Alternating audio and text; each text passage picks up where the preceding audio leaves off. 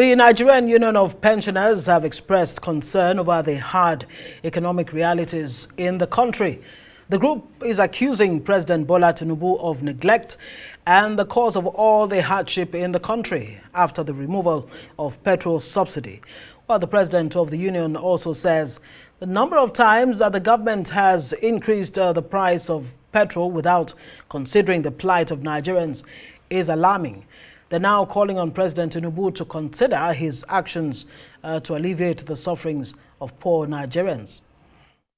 It is obvious that the Nigerian pensioners and other vulnerable groups in Nigeria are worse hit by the subsidy removal, which resulted to hyperinflation characterized by astronomical rise in the prices of goods and services, which has negatively affected every strata of our lives. Regrettably, as the poor Nigerians and pensioners alike, who are always at the receiving end of every obnoxious and insensitive policy of federal government, we are yet to recover from the last hike of PMX, which gave birth to the End Bad Governance protests across the country just a few months ago.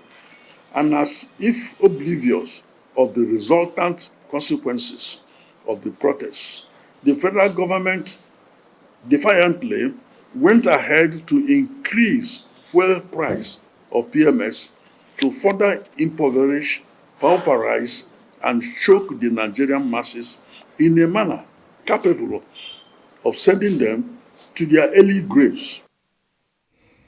Well, let's bring in the national president of the Nigeria Pension Association, Godwin Abumisi. Thank you for joining us on Newsnight tonight. Thank you very much. Well, we've just been listening to you in that report. I'd like you to reiterate the point you were making there. How badly hit are pensioners in Nigeria, considering the socioeconomic realities of today, the increase in pump price of petrol and all of that? Well, the pensioners are badly hit. Because even for the workers, the 70,000 naira minimum wage is not enough for them to take care of themselves and their families. And the payment of that hasn't even really started. And hasn't started. For pensioners, we are going to receive much lower than that.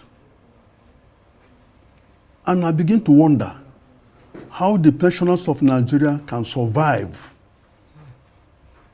given the fact that we buy from the same market. We are faced by the same situation and we bear the same consequences. How can we survive? That has been the plight worrying all the pensioners in this country. And we are asking the government of Nigeria to listen to the people. Listen to the people. Sometimes we as pensioners feel or think that the president is not listening to the masses.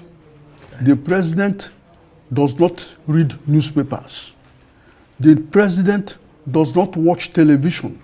Otherwise, you would have seen the feelings of the Nigerian people. But you recall, after the End Bad Governance protest, the President Bola Tinubu actually spoke to Nigerians where he said, look, I feel your pain. Even before that, a number of times he would say, I feel your pain, I understand the difficulties, but we must go through this pain if we're to, come out on the other side, a happier people. Don't you think is an indication that the government is listening and understands the pain that both pensioners and other Nigerians are going through? How does he feel the pains? When about just a week ago, he further increased the pump price of fuel, knowing fully well that it was the removal of fuel subsidy that caused the present hike, the present inflation in all commodities in this country. That's the fact. So we are asking him if he cannot reverse the removal of fuel subsidy, he should act quick. Is that what the pensioners are asking for? I mean, you are the president of pensioners in Nigeria. No. Are you asking for return of subsidy? If nothing can be done, let me return it back. I mean, to be a pensioner in Nigeria, you've given about 35 years Certainly, of yes. your professional life, of your youth to the country, expertise, skills, and what have you. In your position, if you were in a position to advise government on what to do in terms of the economy, turning the economy around, what would you be advising government in a way that would be more sustainable, beyond the issue of, you know, if other things don't work, bring back subsidy? I believe President Tinubu assembled around him top economists, people who know how to manage the economy of the country. Right. And I believe that they must give him, or they should have been giving him, very thorough and good advice. This is the way to go, and he goes that way. And when any policy bites the common people, the president and Mr. President should have a chance to review it, the consequences, and see how this policy is affecting the people. Yeah. If the policy is affecting the people in such a way that they can no longer bear it, he finds another way to do it. Yes. That's what common sense dictates. Let's talk about the palliatives that the government put in place. You know, it gave state governments some, you know, rice and what have you, funds. Some have said, no, we did not receive any 5 billion naira from the federal government. But in terms of palliatives, as pensioners, did you get any of these palliatives, or do you know anyone that received palliatives, you know, from the federal government? We were promised 25,000. 25,000 what? Naira. Naira, okay. Nobody, no pensioner has received it. Okay, that was supposed to be paid into your account. Yeah, account. Right. We have also been told that we can get palliatives by way of food items. We have not received them. We have not seen them. If they have given the instructions that pensioners should receive it, we have not seen them at all. We have not seen them. None whatsoever. And you don't know anyone who's received any kind of palliatives, you know, from the federal government? No. So now you had this press conference today, very interesting. I mean, it's become necessary for every voice to be heard. What are the key issues that you raised in terms of the way forward, in terms of solutions, practical solutions that government can begin to put in place? First, pensions shall be increased beyond what they are now trying to do. They should increase our pensions by about 133%. Right. Instead of the 110.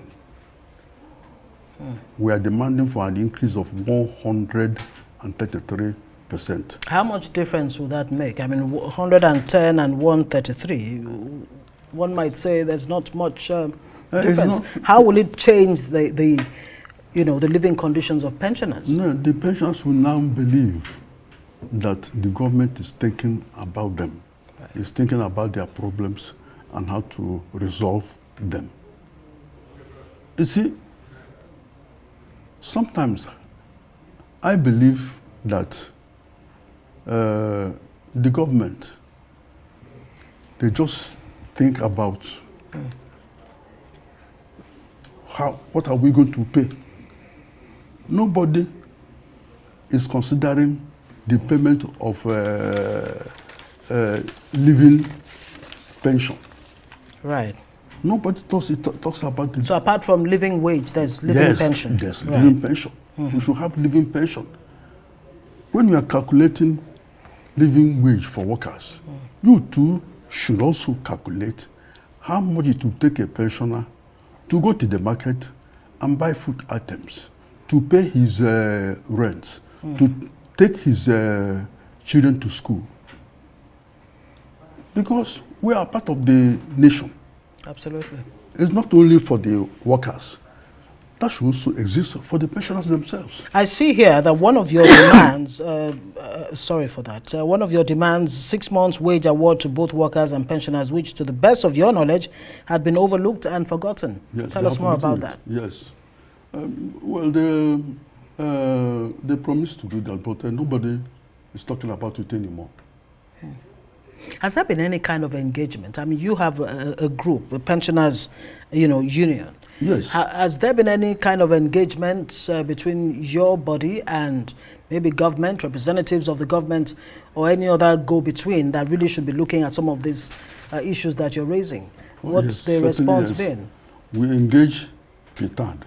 PITAD. PITAD is responsible for payment of pension, and PENCOM is also there for the payment of those we call contributory pension scheme. PITAD is in charge of those who we call defined benefit scheme, those pensioners in the defined benefit scheme. We have been engaging with PITAD. We engage with PENCOM. Have they been responding positively? They have been doing their best, particularly PITAD. PITAD has been doing its very best to ensure that the pensioners in the defined benefit scheme in this country are happy and comfortable. But still not good enough. We'll have to leave it there. Thank you. Comrade Godwin Abumisi, National President, Nigeria Union of Pensioners, crying out to the government to please pay the 6-month wage award to both workers and pensioners. And of course, the 25,000 naira palliatives promised pensioners yet to be paid.